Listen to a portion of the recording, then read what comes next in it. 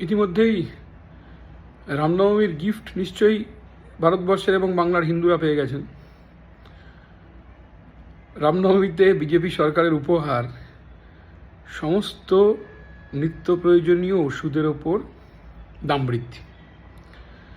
একদিকে ওরা হিন্দু হিন্দু করতে থাকবে, দুনিয়ার হিন্দুদের এক করার কথা বলবে, আরেকদিকে গরিব হিন্দু গরিব মুসলমান দেশের সরকারের নীতির কারণে, রাজ্যের সরকারের নীতির কারণে তারা সর্বশান্ত হবে।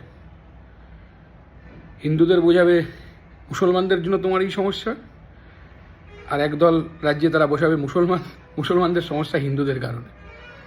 কত বেকার মুসলমানের চাকরি হলো, কত বেকার হিন্দুদের চাকরি হলো।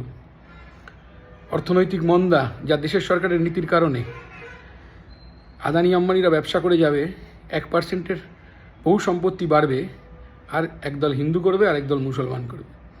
কাজেই রামনবমীর যে কোটি কোটি টাকার ফ্লেক্স লাগানো হয়েছে ওই বিরোধী দলনেতার ছবি দিয়ে, ওগুলো কিন্তু ঘুর পথে ওষুধ কোম্পানির পয়সায়।